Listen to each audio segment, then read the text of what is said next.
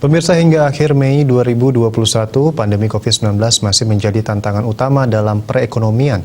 Namun pemerintah pusat terus menerapkan kebijakan-kebijakan yang integratif dalam upaya untuk penanganan COVID-19 dan sekaligus pemulihan ekonomi nasional.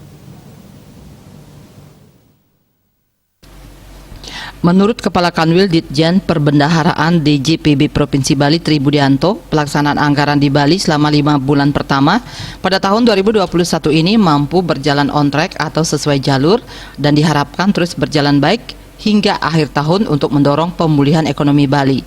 Ia menjelaskan pagu anggaran belanja atas beban APBN untuk wilayah Provinsi Bali pada tahun 2021 ini mengalami peningkatan sebesar 7,55% dari tahun 2020 yang totalnya sebesar 21,85 triliun rupiah menjadi 23,5 triliun rupiah di tahun 2021 ini. Jumlah tersebut terbagi dalam 2 jenis, yaitu untuk belanja pemerintah pusat melalui kementerian dan lembaga sebesar 11,9 miliar rupiah dan untuk transfer ke daerah dan dana desa TKDD sebesar 11,6 miliar rupiah.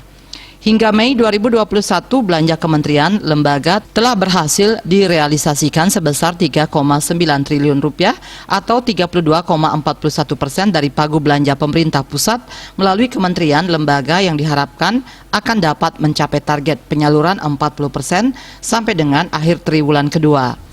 Untuk belanja barang dan belanja modal diperlukan perhatian khusus karena masing-masing baru terrealisasi sebesar 28,9% dan 28,5%.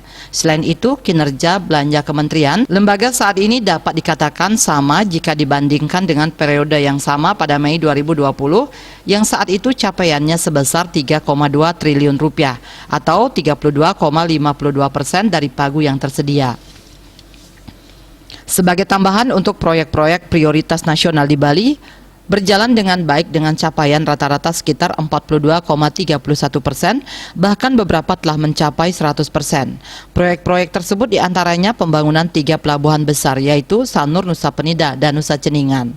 Selain itu juga pembangunan Bendungan Sidan, Bendungan Tamblang, Embung Sande, Embung Sanur, serta beberapa reservasi jalan dan jembatan. Swardika Bisnis Bali.